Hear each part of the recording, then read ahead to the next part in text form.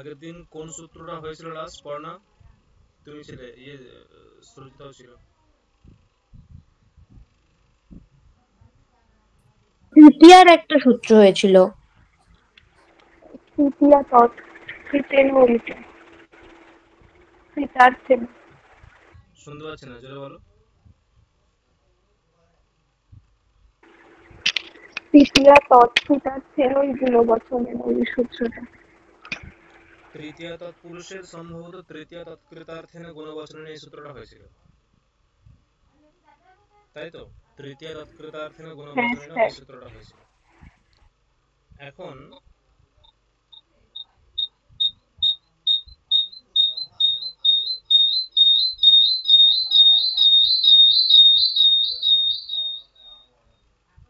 এখন আর একটা সূত্র পড়ানো হবে,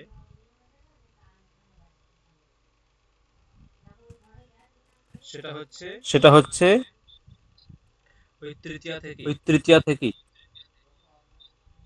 স্যার ইকো হচ্ছে কথা, আর হবে একটা না, মাইহা। আর হবে না। আর হবে না। দেখো দেখো তৃতীয়া থেকেই আরেকটা সূত্র আছে, কর্তৃকরণে কর্তৃকরণে কৃতা বহুলম বলে সূত্র আছে। কর্তৃকরণে কৃতা বহুলম বলে একটা সূত্র আছে।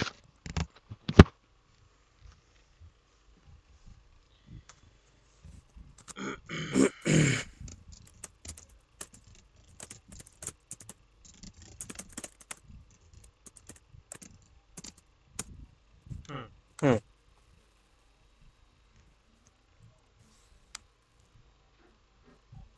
কর্তৃকরণে কৃতা বহুলম।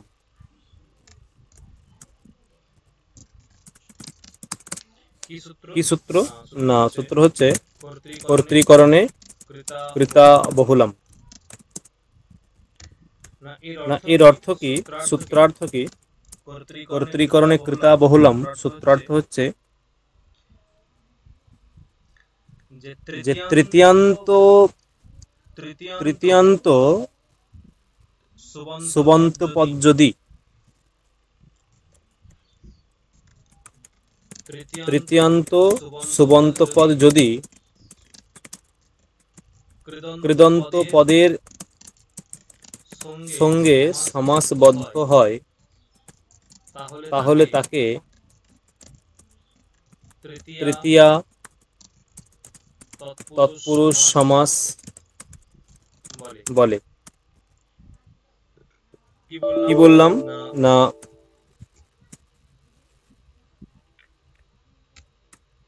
কর্তৃকরণে কৃতা বহুলম।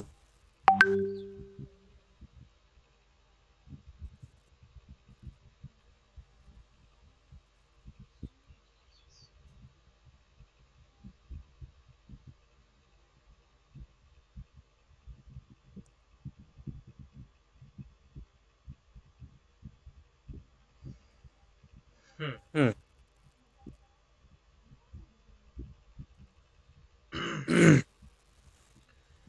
এবং এটা শুধু কিরকম, মানে মানে শুধু তৃতীয়ান্ত পদ এরকম বললে হবে না। এটা হচ্ছে যে কর্তায় তৃতীয়া অথবা করণে তৃতীয়া, এমন সুবন্ত পদ যদি, ঠিক আছে? মানে তৃতীয়া তৃতীয়া কোন কোন অর্থে হয় আগে দেখতে হবে। তৃতীয়া কোন কোন অর্থে হয়? তৃতীয়া বিভক্তি করণ কারকে হয়, আমরা জানি। যেমন ধরো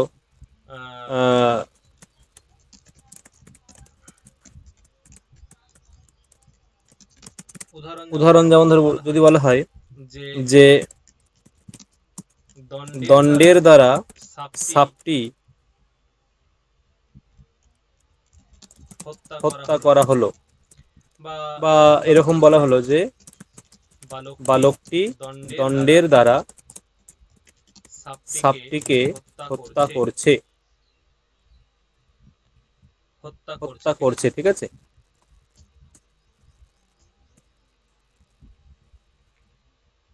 কি বললাম? বালকটি দণ্ডের দ্বারা সাপটিকে হত্যা করছে। কি হবে? বালকটি কি হবে? বালকঃ দণ্ডেন সর্পং হন্তি। বালকঃ, মোট কথা হচ্ছে বালক হচ্ছে কর্তা, বালক হচ্ছে কর্তা, আর সাপ্তি হচ্ছে কর্ম, আর হত্যা করা হচ্ছে ক্রিয়া। তাহলে বালকহ সর্পম হন্তি, এটা হচ্ছে মূল বাক্যটা। কিন্তু দণ্ডের দ্বারা কি হবে? দণ্ডেন। দণ্ডেন। তাহলে এইটা হচ্ছে, এটা হচ্ছে করণ, এটা হচ্ছে করণের তৃতীয়া, এটা হলো করণের তৃতীয়া।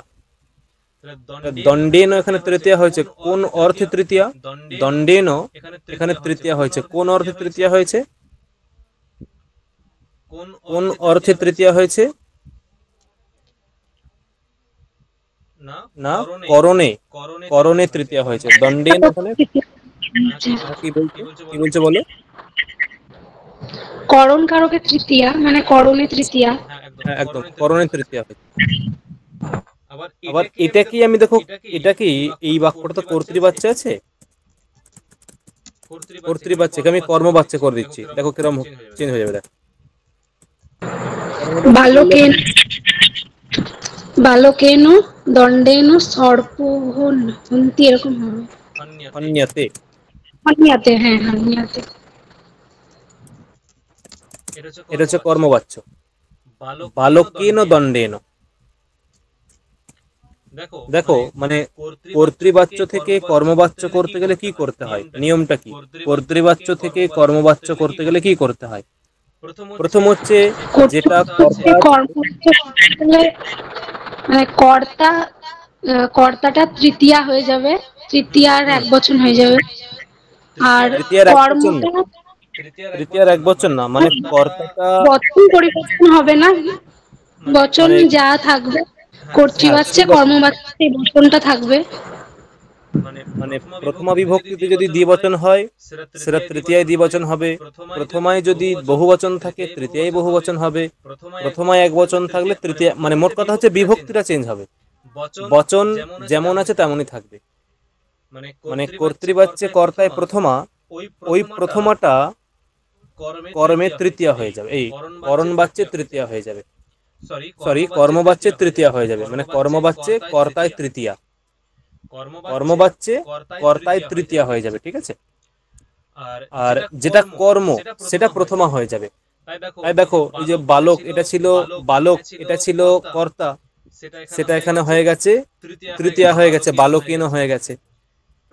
এই সর্প এটা ছিল কর্ম, কর্তৃবাচ্যে কর্মে দ্বিতীয়া, কিন্তু কর্মবাচ্যে কর্মে প্রথমা। তাই দেখো কর্মবাচ্যে কর্মে প্রথমা সর্পহ করা হয়েছে। আর ক্রিয়াটা করতে গেলে এটা একটা নিয়ম আছে, এটা হন্যাতে হয়, এটা বোঝাতে হবে, হন্যাতে হয়েছে, ঠিক আছে? তাহলে বালকেন দণ্ডেন, কি বলছো? হন্যাতে মানে আমি একটু একটু জানি, বলবো মানে ঠিক হচ্ছে কিনা একটু দেখবেন। বলো। মানে হন ধাতু, মানে ক্রিয়াটি মূল ধাতু রূপটাই হবে, তার সঙ্গে যক প্রত্যয় যুক্ত হবে। যক প্রত্যয়ের কটা ইৎসঙ্গক বলে কটা বাদ চলে যায়, আর জটা পড়ে থাকে, মূল ধাতুর সঙ্গে যোগ করে হন্যীয় হবে। আর মানে ক্রিয়াটি সবসময় আত্মনিপদী হয়, তাই হন্যতে হবে। তে কি করে এলো? ওই আত্মনিপদী, ওই কারণে হন্যতে। এই ক্রিয়াটা কর্মকে অনুসরণ করছে, কর্মবাচ্যে। হন্যতে তে কেন হলো? কর্ম যে আত্মনেপদী, আত্মনেপদী, আত্মনেপদী হলে তে কেন হবে? আত্মনেপদী প্রথম থেকে শেষ বচন। দেখো ওরকম এই যে শুনতে পাচ্ছ? হ্যাঁ আমি শুনতে পাচ্ছি। সুরুচিতা, হ্যাঁ স্যার, আত্মনেপদী প্রথম থেকে শেষ বচন। অফ করো, সেটা অফ করো। এখানে এই যে হন্যতে, তেটা কিরকম প্রত্যয় গো? সুরজিতা বলার কথা তোমার। তেটা কিরকম প্রত্যয়? ভেবে দেখো, যখন আমরা ভবতি ভবত ভবন্তি করাচ্ছিলাম, ওইখানে তিং প্রত্যয় বলেছিলাম 18টা। তিপ্তস ঝি সিপ্তস্থ মেবসমস ততম ঝত হাসাতম ধম ইডবহিং মহিং, এরকম 18টা তিং প্রত্যয় বলেছিলাম, তার মধ্যে 9টা হচ্ছে পরস্মৈপদী। ওই 18টা প্রত্যয়কে দুভাগে ভাগ করলে 9টা করে হবে, তাই তিপ তস ঝি সিপ থস থ মি বস মস এই নটা হচ্ছে পরস্মৈ পদী। আর বাকি নটা ত আতাম ঝ থাস আথাম ধ্বম ইট বহিং মহিং এইগুলো হচ্ছে আত্মনেপদী। ঠিক আছে, লিখে দিচ্ছি। ত আতাম ঝ থাস আথাম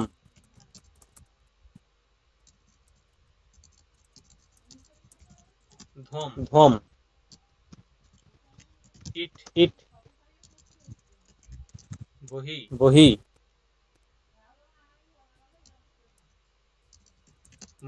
মহি এইগুলো হচ্ছে আত্মনেপদী প্রত্যয়। ঠিক আছে, এবার এইগুলো হচ্ছে মূল প্রত্যয়। তো এই মূল প্রত্যয়গুলো যখন প্রক্রিয়া কার্যের মধ্যে আসবে না, তখন এই তটা হয়ে যাবে তে, মানে এগুলো সূত্র দিয়ে তে হয়ে যাবে। আতামটা হয়ে যাবে আতে, ঝটা হয়ে যাবে এ।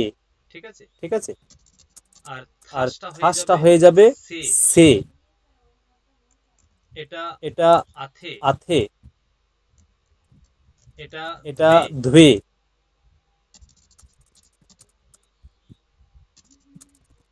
আর এটাও এ হয়ে যাবে না, এই যে এইটা হবে অন্তে, এটা ঝটা হবে অন্তে, আর বহিটা হবে বহে, আর মহিটা হবে মহে। মানে এই যে ত আতে অন্তে, দেখো ওই ত আতাম ঝ থাস আথাম ধ্বম ইট বহিং বহিং এইগুলো যখন প্রক্রিয়ার মধ্যে পড়বে, এইগুলো যখন প্রক্রিয়ার মধ্যে পড়ে যাবে না, মানে প্রক্রিয়া কার্য যখন হবে, তখন এই তটা তে, আতামটা আতে, ঝটা অন্তে, থাসটা সে, আথামটা আথে, ধ্বমটা ধুয়ে, ইট এ, বহি বহে, মহি মহে এইরকম হয়ে যাবে। তাই দেখো এখানে অ্যাকচুয়ালি যে হন্যতে, তো এখানে ধাতু কি ছিল, মানে হন্যতে ধাতু হচ্ছে হন, হন তার সঙ্গে যক প্রত্যয়, তার সঙ্গে ত। ঠিক আছে, এবং এরপরে এই হনে এই যকের কটা লোপ হয়ে যাবে, যে হন ইয় ত, আর এটা তটা প্রক্রিয়া কার্যে এসে তে হয়ে যাবে। দেখো যোগ করলে হন্যাতে হয়ে গেল, হন্যাতে। ঠিক আছে, এইরকম হবে। যাই হোক, তাহলে আমাদের বক্তব্য হচ্ছে যেটা আমরা বলার ছিল, যে কর্তৃবাচ্যে এবং কর্মবাচ্যে যে তৃতীয়ার উদাহরণ, সরি কর্তায় তৃতীয়া এবং করণে তৃতীয়া। তাহলে বলো তো এখানে কর্তায় তৃতীয়া কোনটা, করণে তৃতীয়া কোনটা? এবার তোমরা বলো করণে তৃতীয়া কোনটা বাক্যের মধ্যে। দণ্ডেন হচ্ছে করণে তৃতীয়া, আর বালকেন হচ্ছে কর্তায় তৃতীয়া। একদম ঠিক আছে। এখানে দণ্ডেন এটি হলো করণে তৃতীয়া, এবং বালকেন এটি হলো কর্তায় তৃতীয়া। এই হচ্ছে বক্তব্য। মানে এইরকম তৃতীয়ান্ত পদ যেটা করণে তৃতীয়া হবে অথবা কর্তায় তৃতীয়া হবে, এমন তৃতীয়ান্ত পদ যদি কৃদন্ত পদের সঙ্গে সমাস হয়, কৃদন্ত পদ মানে কৃত প্রত্যয়ান্ত পদ।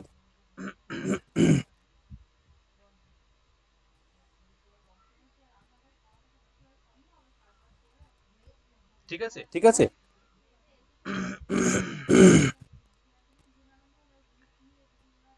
তাহলে কি বললাম, যে কৃত প্রত্যয়ান্ত পদ। এখন কৃত প্রত্যয়ান্ত পদ বলতে না, কৃত প্রত্যয়ান্ত পদ কি? কৃত প্রত্যয় কার সঙ্গে যুক্ত হয়?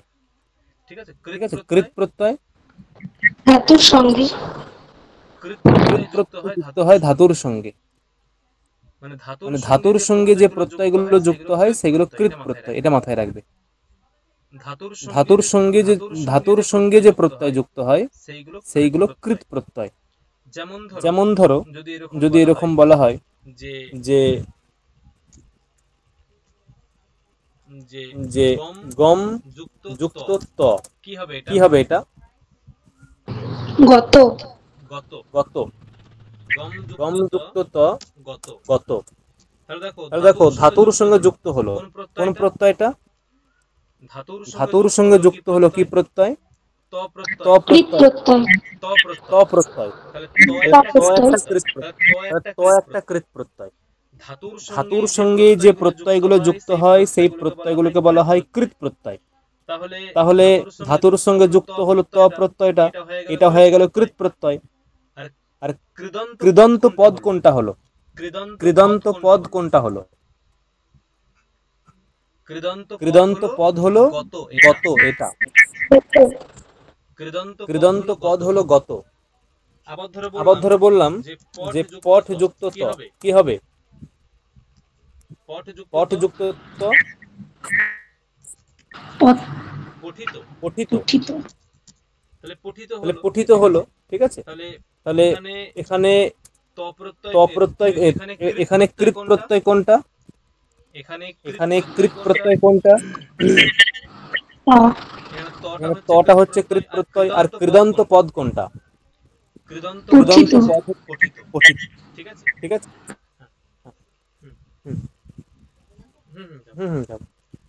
তাহলে এখানে যে কৃদন্ত পদ হচ্ছে পঠিত, ঠিক আছে। তাই দেখো এখানে লেখা হয়েছে কি, যে কর্তায় তৃতীয়া অথবা করণে তৃতীয়া এমন সুবন্ত পদ যদি কৃদন্ত পদের সঙ্গে সমাসবদ্ধ হয় তাহলে তাকে তৃতীয় তৎপুরুষ সমাস বলে। তাহলে তাকে কি বলে? তৃতীয় তৎপুরুষ সমাস। যেমন ধরে এরকম বলা হলো যে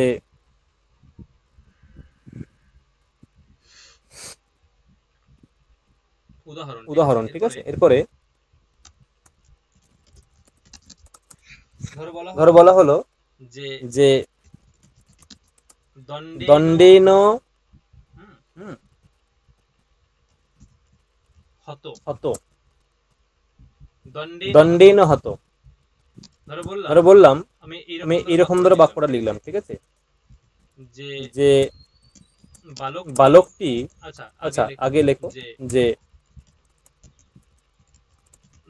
দণ্ডেন হতঃ। দেখো দণ্ডেন হতঃ, এখানে দণ্ডেন এটা তৃতীয়ান্ত পদ, এবং কিরকম তৃতীয়ান্ত পদ? করণে তৃতীয়ান্ত পদ, তাই তো। দণ্ডেন এটা কিরকম তৃতীয়ান্ত পদ? করণে তৃতীয়ান্ত পদ। আর হতটা কিরকম পদ? কৃদন্ত পদ। হত এটা কৃদন্ত পদ। তাহলে এটা হচ্ছে সমাসবদ্ধ করলে কি হবে? এখানে সমাস সংজ্ঞা হবে কোন সূত্র দিয়ে? এখানে সমাস সংজ্ঞা হবে কোন সূত্র দিয়ে? কর্তৃকরণে কৃৎ সমাসাশ্চ। না, কর্তৃকরণে কৃতাবহুলম, এই সূত্র দিয়ে সমাস সংজ্ঞা হবে। মানে প্রথমে একে তো তৃতীয় তৎপুরুষ সমাস সংজ্ঞা করতে হবে। প্রথমে একে তো তৃতীয় তৎপুরুষ সমাস সংজ্ঞা করতে হবে, তাই না। কর্তৃকরণে কৃতাবহুলম এই সূত্র দিয়ে সমাস হবে। তারপরে এর প্রাতিপদিক সংজ্ঞা হবে কোন সূত্র দিয়ে? কৃত্যোদ্ধিত সমাসাশ্চ। কৃত্যোদ্ধিত সমাসাশ্চ সূত্র দিয়ে প্রাতিপদিক সংজ্ঞা হবে, ঠিক আছে। এবং প্রাতিপদিক সংজ্ঞা হলে, ঠিক আছে, তারপরে কি হবে? এখানে এটা লৌকিক বিগ্রহতে আছে, অলৌকিক বিগ্রহ আনতে হবে। দণ্ড টা হত সু, প্রাতিপদিক সংজ্ঞা হয়েছে সুপো ধাতু প্রাতিপদী কয়োহ দিয়ে, এর প্রাতিপদিকের লোপ হয়ে যাবে দণ্ড হত, বাস দণ্ড হত, এটা যোগ হয়ে গেল দণ্ড হত। মানে দণ্ডেন হত দণ্ড হত। এখানে আবার একদেশ বিকৃতস্য অনন্যবৎ, এই নিয়ম অনুসারে এখানে কি হবে? এটা আবার প্রাতিপদিক সংজ্ঞা হবে, দিয়ে আবার সু আসবে না, দণ্ড হত, এখানে আবার সু আসবে, দিয়ে এটা পুংসি, মানে পুংলিঙ্গিতে রূপটা হবে দণ্ড হত, দণ্ড হত। দেখো বোঝা গেল? দণ্ডেন হতঃ দণ্ড হতঃ। এখন তুমি এটাকে বাক্যে প্রয়োগ করো, যে লেখো বাক্যে প্রয়োগ, ঠিক আছে, যে বালকটি দণ্ডের দ্বারা সাপটিকে হত্যা করলো। বা করছে। বলো কি হবে? সিম্পল বাক্যটা বলো। বালকঃ দণ্ডেন সর্পং হন্তি।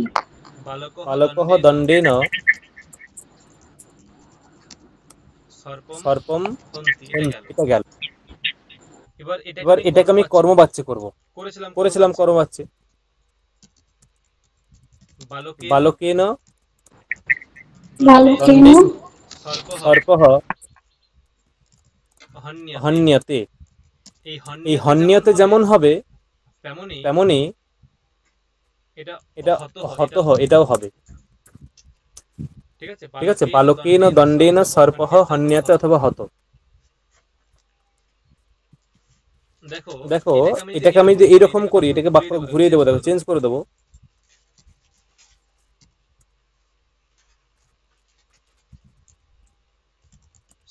সর্পঃ বালকেন দণ্ডেন হতঃ। মানে ওইটাকে আমি শুধু পদগুলো খালি পরিবর্তন করলাম। এই হন্যতের পরিবর্তে আমি হত করলাম, দুটোই হবে। ঠিক আছে, হন্যত হবে হতও হবে। ঠিক আছে, দেখো বোঝা গেল আমি যে প্রসঙ্গটা বলছি, বোঝা গেল হ্যাঁ কিনা? হ্যাঁ স্যার। মানে কি হয়, ইংলিশে যেমন হয় না যে I am going to school, এটার মানে একটা, আমি যখন একটা পদকে এদিক ওদিক করে দেবো না, চেঞ্জ করে দেবো না, ওর মানেটাও চেঞ্জ হয়ে যাবে। I am going to school, am I going to school যখনই বলবো তখন ওটা ইন্টারোগেটিভ সেন্টেন্সের মধ্যে চলে যাবে। I am going to school এটা অ্যাসার্টিভের মধ্যে থাকবে। যখনই am I going to school তখন এটা ইন্টারোগেটিভে চলে যাবে। অতএব যখন আমি একটা পদের স্থান পরিবর্তন করব তখন ওর মানেটা আমূল পরিবর্তন হয়ে যাবে। কিন্তু সংস্কৃতে সেটা হয় না। তুমি যে পদকে যেখানে খুশি দাও, এটা মানে বা ওই বাক্যের অর্থ অপরিবর্তনীয় থেকে যায়, একই থেকে যায়। দেখো বোঝা গেল? বোঝাতে পারলাম? এই হচ্ছে বক্তব্য। তাহলে এখানে সর্পঃ বালকেন দণ্ডেন হতঃ, একই মানে একই অর্থ আছে। এরপর দেখো এই যে দণ্ডেন হতঃ আমরা এক কাজে পেয়ে গেছি। তাহলে এখানে আমরা সমাস করতে পারি। আমরা এখানে সমাস করতে পারি। আমরা বাক্যটাকে এরকম লিখতে পারি যে সর্পঃ বালকেন দণ্ডহতঃ। দেখো বোঝা গেল? মানে বালকেন দণ্ডেন হতঃ সর্পঃ, বালকেন দণ্ডেন হতঃ সর্পঃ। বা এটাকে তুমি এখানে করে দাও, বালকেন দণ্ডেন হতঃ সর্পঃ, বালকের দণ্ডের দ্বারা সাপটা হত হয়েছে। ঠিক এটাকেও আবার এরকম করো যে বালকেন দণ্ডহতঃ সর্পঃ। দেখো এইরকম হচ্ছে সমাস করা যায়, এইরকম ভাবে সমাস করা যায়। কি বললাম বোঝা গেল? ক্লিয়ার হয়েছে হ্যাঁ কিনা? প্রসঙ্গটা ক্লিয়ার হয়েছে? হ্যাঁ স্যার। বাকিরা কোথায়? বাকিরা স্মৃতি বোঝা গেছে? সুরজিতা পর্ণা বোঝা গেছে?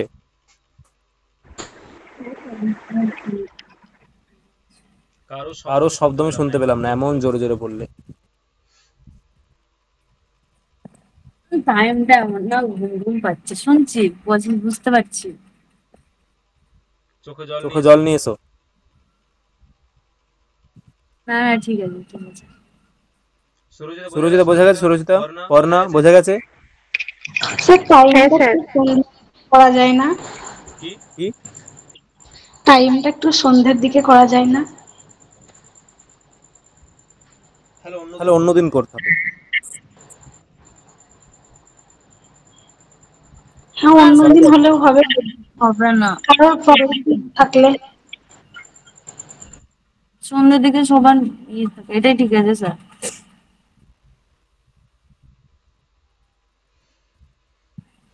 হুম,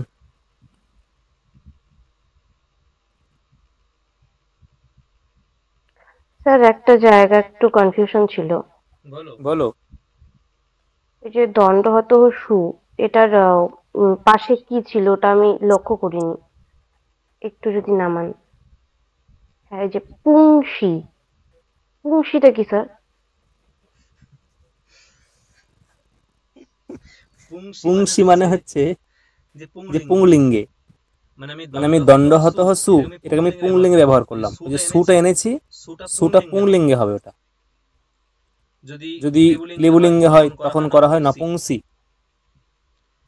মানে পুংলিঙ্গের পরিবর্তে পুংসি মানে পুংলিঙ্গে, ক্লিবলিঙ্গে এর পরিবর্তে নপুংসি, স্ত্রীলিঙ্গে এর পরিবর্তে স্ত্রিয়াম।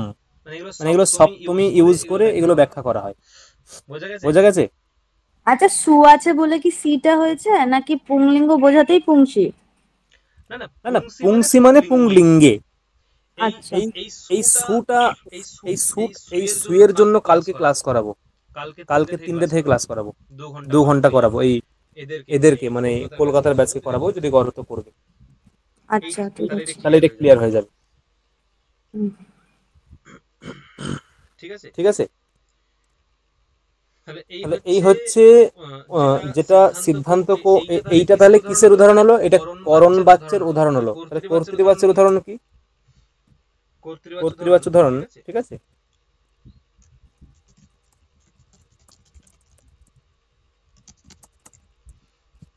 বলা হলো যে হরি ভক্তকে ত্রাণ করছে। হরি মানে বিষ্ণু। হরি ভক্তকে ত্রাণ করছে, কি হবে? হরিহি ভক্তম ত্রায়তে। হরিহি ভক্তম ত্রায়তে, এটাকে কর্মবাচ্য করো।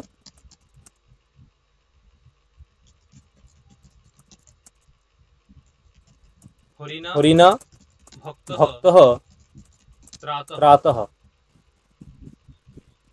হরিণা ভক্তঃ ত্রাতঃ, এটা হয়ে গেল কর্মবাচ্য। হরিণা ভক্তঃ ত্রাতঃ, এটা হয়ে গেল কর্মবাচ্য। দেখো আমরা পেয়ে গেছি।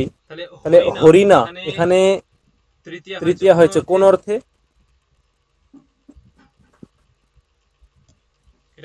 কোন অর্থে তৃতীয়া? হরিণা কোন অর্থে তৃতীয়া হয়েছে? হ্যাঁ, কোন অর্থে? কর্তায় তৃতীয়া, কর্তরি, ঠিক আছে? কর্তরি তৃতীয়া। তাহলে বাক্যটাকে আমি একটু ঘুরিয়ে দিচ্ছি, ঠিক আছে? হরিণা ত্রাতঃ ভক্তঃ। দেখো সূত্রের অর্থ ছিল যে তৃতীয়ান্ত সুবন্ত। সেই তৃতীয়ান্তটা কেমন হবে? কর্তায় তৃতীয়া অথবা করণে তৃতীয়া। তৃতীয়ান্ত সুবন্ত, ওই সুবন্তটা কিসে মানে তৃতীয়ান্ত সুবন্ত, ঠিক আছে? ওটা কিসে হবে? মানে ওইটা ওই যে তৃতীয়াটা হবে মানে কোন অর্থে? না কর্তায় তৃতীয়া হবে অথবা করণে তৃতীয়া হবে। এখানে কর্তায় তৃতীয়া আছে। কর্তায় তৃতীয়ান্ত যে পদ, সেটা যদি কৃদন্ত পদের সঙ্গে সমাস হয়, কৃদন্ত পদ। দেখো এই যেখানে ত্রাত, এটা ত্রিধাতু, তার সঙ্গে ত প্রত্যয়, কিংবা ত্রা ধাতু, ত্রা, তার সঙ্গে ত প্রত্যয়, ত্রাত হয়েছে। তাহলে ত্রা যুক্ত ত ত্রাত, ত্রা যুক্ত ত ত্রাত, ঠিক আছে? তাহলে ত্রাত এটা হয়ে গেল কৃদন্ত পদ। তাহলে কর্তায় তৃতীয়া হচ্ছে হরিণা আর ত্রাত হচ্ছে কৃদন্ত। এই দুটো পরস্পর যদি সমাসবদ্ধ হয় তাহলে কি হবে? সেটা তৃতীয় তৎপুরুষ সমাস হবে। এবং এখানে দেখো কিরকম হবে, দেখো এটা হরিণা ত্রাত, এখানে হচ্ছে কর্তৃকরণে কৃতা বহুলম, হরিটা ত্রাতসু, সুপো ধাতু প্রাতি অধিকয়োঃ, হরি ত্রাত। হ্যাঁ, এখানে আবার একোদেশ বিকৃতস্য অনন্যবৎ করে হরিত্রাত সু। পুংসি হরিত্রাতঃ। হরিত্রাতঃ। দেখো দেখো হরিত্রাতঃ, হরিত্রাতঃ ওইদিকে ওইদিকে ভক্ত আছে, হরিত্রাতঃ ভক্তঃ। দেখো দেখো মূল বাক্যটা হয়ে গেল হরিত্রাতঃ ভক্তঃ। ওরা বাংলায় কি লিখেছিলাম যে হরি ভক্তকে ত্রাণ করছে, কর্তৃবাচ্যে হরি ভক্তকে ত্রাণ করছে মানে বাঁচাচ্ছে, বাঁচানো, একটা বিপদে পড়েছে সেখান থেকে বাঁচাচ্ছে। হরি ভক্তকে ত্রাণ করছে, হরি হরিহি ভক্তম ত্রায়তে। এটা গেল, এটা কর্মবাচ্য করলাম, হরিনা ভক্তঃ ত্রাতঃ। এটা কি সমাস করে বলছি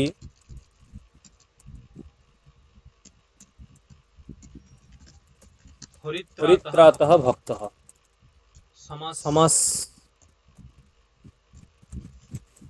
প্রয়োগে, ঠিক আছে। হরিত্রাতঃ ভক্তঃ বোঝা গেল, হ্যাঁ কি না? হ্যাঁ স্যার। এইরকম আমি কতগুলো পদ দেবো, ঠিক আছে, আজকে তোমরা সলভ করবে এগুলো, এই নিয়মে সলভ করবে। সেগুলো কোন বাচ্চে কর্ম মানে সেগুলো কর্তৃবাচ্যে থাকবে না কর্মবাচ্যে থাকবে, তৃতীয়টা সেগুলো তোমরাই ভাববে। এটা গেল তৃতীয় তৎপুরুষ সমাস।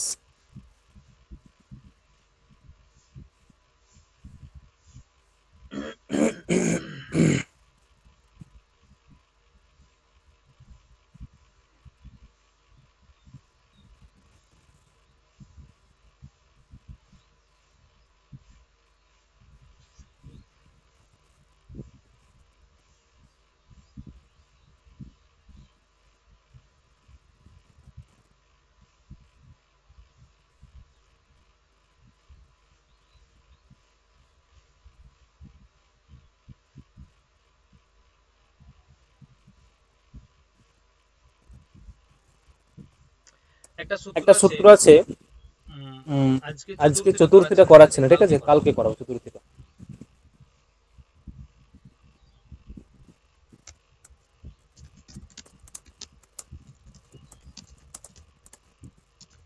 পঞ্চমী ভয়েন, পঞ্চমী তৎপুরুষ সমাস,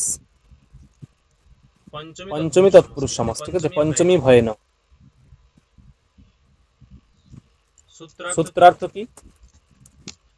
সূত্রার্থ হচ্ছে যে পঞ্চম্যন্ত সুবন্ত,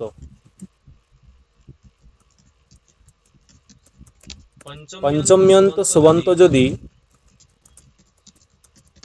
ভয় শব্দের সঙ্গে সমাসবদ্ধ হয় তাহলে তাকে পঞ্চমী তৎপুরুষ সমাস বলে। পঞ্চম্যন্ত সুবন্ত যদি ভয় শব্দের সঙ্গে সমাসবদ্ধ হয় তাহলে তাকে পঞ্চমী তৎপুরুষ সমাস বলে।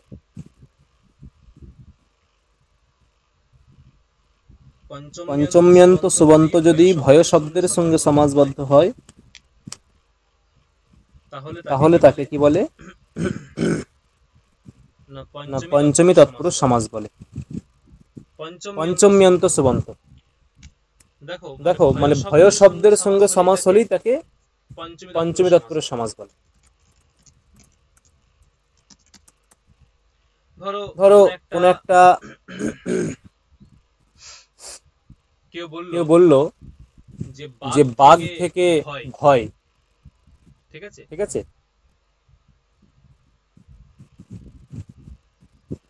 আমার বাঘ থেকে ভয় হয়, এরকম বলল যে বাঘ থেকে ভয় হয় না, আমার বাঘ থেকে ভয় হয়, ঠিক আছে। বাক্যটা কি হবে? অনুবাদ করলে কি হবে? আমার বাঘ থেকে ভয় হয়।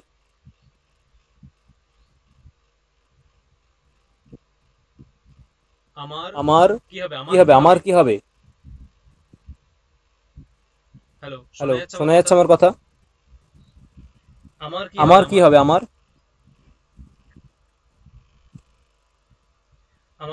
কথা শোনা যাচ্ছে? সুজাতা, স্মৃতি শোনা যাচ্ছে? পর্ণা, সুরজিতা, সুরজিতা শোনা যাচ্ছে?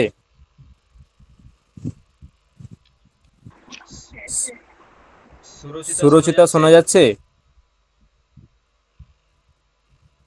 আচ্ছা, আচ্ছা, আমার আমার কি হবে?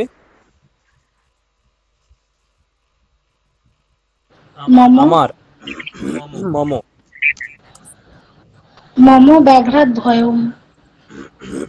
মম মম ব্যাঘ্রাত ব্যাঘ্রাত ভয়ম, ভয়ম, তারপরে হয় কি হবে? ভবতি। ভবতি। ভবতি। মম মম ব্যাঘ্রাত ভয়ম ভবতি। মম মম ব্যাঘ্রাত ব্যাঘ্রাত ভয়ম ভয়ম ভবতি। আমার আমার বাঘ থেকে ভয় হয়। দেখো এখানে পঞ্চমীয়ন্ত পদ কোনটা আছে? ব্যাঘ্রাত। আর সুবন্ত আর ভয় শব্দ আছে তারপরেই। পঞ্চমীয়ন্ত পদ আছে ব্যাঘ্রাত, আর ভয় শব্দ আছে। তাহলে এদের মধ্যে সমাস হতে পারে। ধরো এরকম বললাম, যেবারে ব্যাঘ্রাত ভয়ম, এখানে পঞ্চমী ভয় না দিয়ে এর সমাস সংজ্ঞা হলো প্রাতিপদিক সংজ্ঞা হবে, এবং প্রাতিপদিক সংজ্ঞা হয়ে ব্যাঘ্র এর অলৌকিক বিগ্রহ বাক্য করতে হবে। তাহলে ব্যাঘ্র ইয়ে সু ও জ সমোর স স্তাভ্যাম্ভেস ইয়ে ভ্যাম্ভস অসি, ব্যাঘ্র অসি হয় সু, সুপো ধাতু প্রাতিপদী কয়োহ। এখানে লোপ টোপ করে ব্যাঘ্র ভয় একদেশ বিক্রি তস্য অনন্যবৎ করে আবার প্রাতিপদিক সংজ্ঞা করে ব্যাঘ্র ভয় সু, নপুংসী ব্যাঘ্র ভয়ম। ভয় শব্দটা ক্লিবলিঙ্গ শব্দ। ভয় শব্দটা ক্লিবলিঙ্গ শব্দ। অতএব ব্যাঘ্রাত ভয়ম ব্যাঘ্র ভয়ম। তাহলে বাক্যটা এরকমও হতে পারে, মম ব্যাঘ্র ভয়ম ভবতি, অথবা মম ব্যাঘ্রাত ভয়ম ভবতি। দুটোই একই বাক্য, একই অর্থ। মম ব্যাঘ্র ভয়ম ভবতি অথবা মম ব্যাঘ্র ভয়ম ভবতি, একই অর্থ। মম ব্যাঘ্র ভয়ম ভবতি এখানে সমাস হয়ে গেছে, ব্যাঘ্রাত ভয়ম ব্যাঘ্র ভয়ম এখানে সমাস হয়ে গেছে, আর ওখানে ব্যাঘ্রাত ভয়ম সমাস না করে প্রয়োগ করা হয়েছে। তুমি যা খুশি করতে পারো, সমাস করেও করতে পারো, সমাস না করেও প্রয়োগ করতে পারো। এই জন্যই হয়তো আমি প্রথমের দিকে বলেছিলাম যে সমাস একটা অনিত্য বিধি। সমাস একটা অনিত্য বিধি। অনিত্য বিধি মানে যে তুমি বাক্যের মধ্যে সমাস করতেও পারো, নাও পারো, এটা বক্তার ইচ্ছা বা যিনি প্রয়োগ করবেন প্রয়োগকর্তার ইচ্ছা। সমাস করতেও পারো, নাও পারো, অসুবিধা নেই। তাই যেটা করতেও পারো নাও পারো এরকম দুটোই অপশন থাকে, তাকে বলা, সেটা হচ্ছে অনিত্য বিধি। সমাস একটা বিধি বা বিধান। সমাস একটা বিধি বা বিধান, যে বিধান বা যে বিধি মানে করলেও হবে না করলেও হবে এইরকম হয়, সেটা হয় অনিত্য বিধি। আর যে বিধানটা করতেই হয় সেটা নিত্য বিধি। এমন একটা বিধান, এমন একটা বিধি প্রয়োগ যেটা করতেই হবে, না করলে ভুল হয়ে যাবে, সেটা হচ্ছে নিত্য বিধি।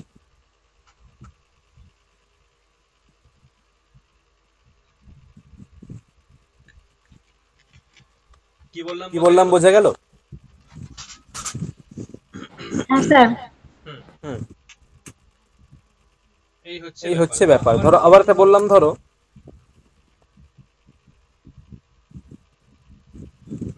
বললাম এই বাক্যটাতে ইয়সিটা কি করে এলো একটু নামান, এখানটায় দেখি। কি করে এলো, তাই তো? এই এই যে ব্যাঘ্রাত, এখানে এটা কোন বিভক্তি? ব্যাঘ্রাত পঞ্চমী বিভক্তি। পঞ্চমী তো। দেখো সু ও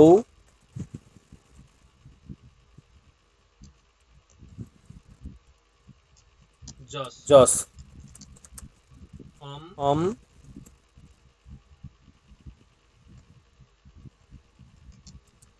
ওট সস টা ভ্যাম ভিস ভিস ইয়ে ইয়ে ভ্যাম ভ্যাম ভ্যাস ভ্যাস অসি অসি ভ্যাম ভ্যাম ভ্যাস ভ্যাস অস অস ওস ওস আম আম ই ই ওস ওস সুপ সুপ এইগুলোকে এইগুলোকে বলা হয় সুপ প্রত্যয়। কি বলা কি হয়? বলা হয়? সুপ সুপ প্রত্যয় প্রত্যয়, সুপ।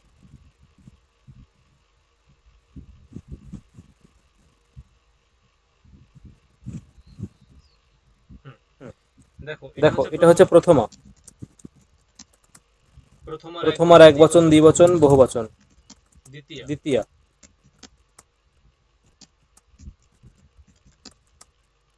ঠিক আছে। চতুর্থী আচ্ছা, পঞ্চমী, ষষ্ঠী, সপ্তমী, এদিকে এক বচন, দ্বিবচন, বহুবচন হচ্ছে হয় নাকি? ষষ্ঠী, সপ্তমী। আর এখানে ওপর থেকে আছে যে এক বচন, দ্বিবচন, বহুবচন। এখন বক্তব্য হচ্ছে ব্যাঘ্রাত। তুমি যদি বলতে যাও যে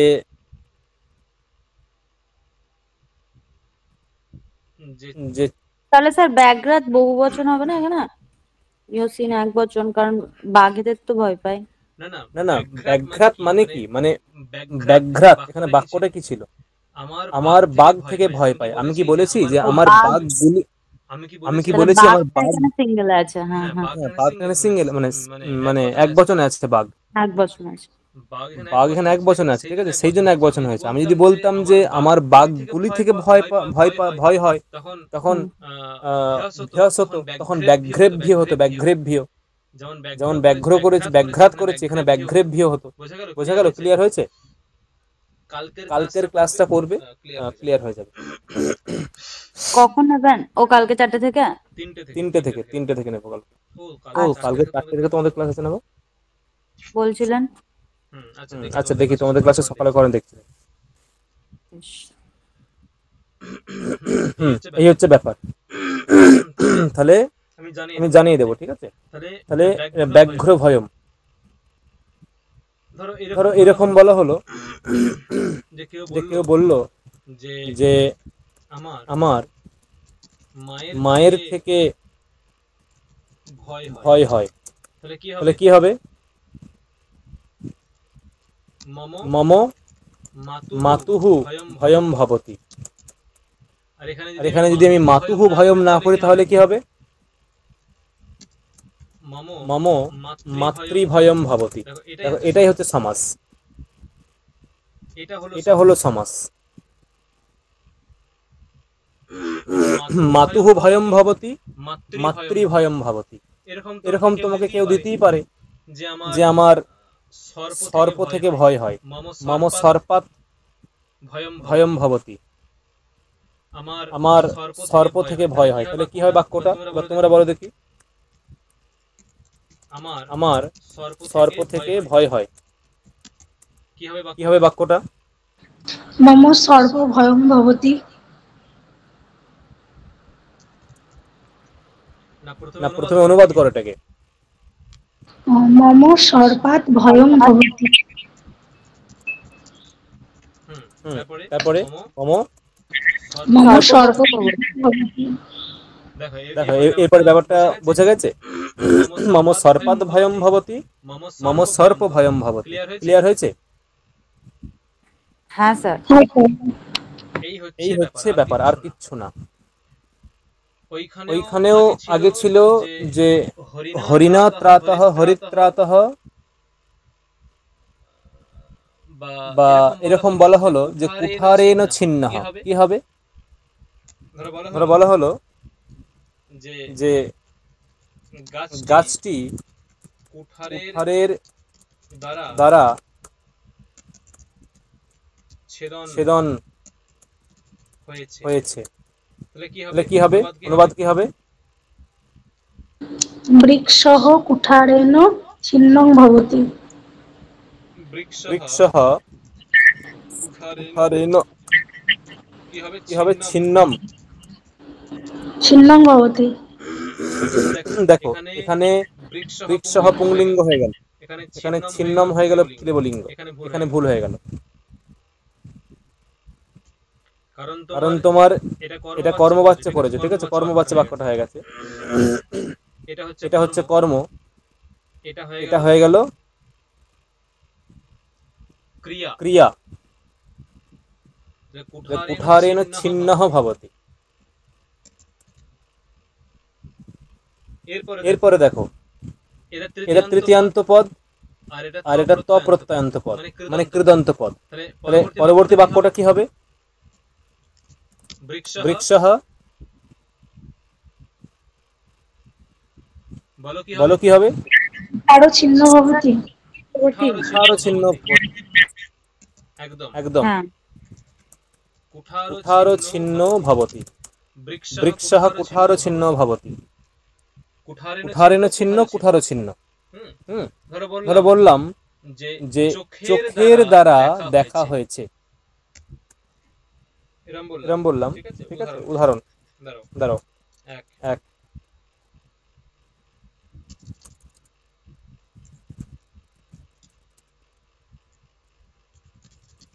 চোখের দ্বারা দৃষ্ট বালক কি হবে?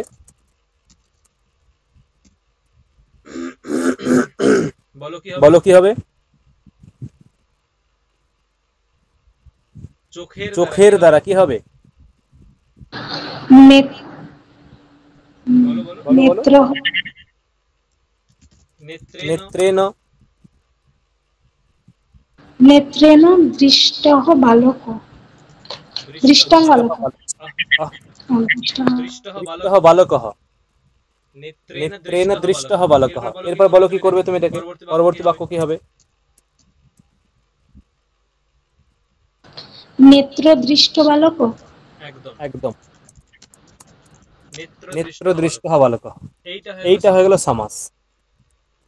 সমাস আর কিছু না, এইগুলো হচ্ছে সমাস। দেখো এরপরে সহজ মনে হচ্ছে একটু। নেত্রেণ দৃষ্টঃ বালকঃ নেত্র দৃষ্ট বালকঃ। তাহলে এইগুলো কোন সমাস? নেত্রেণ দৃষ্ট বালকঃ নেত্র দৃষ্ট বালকঃ। এই নেত্র দৃষ্ট এটা কোন সমাস? এটা তৃতীয়া তৎপুরুষ। একদম তৃতীয়া তৎপুরুষ।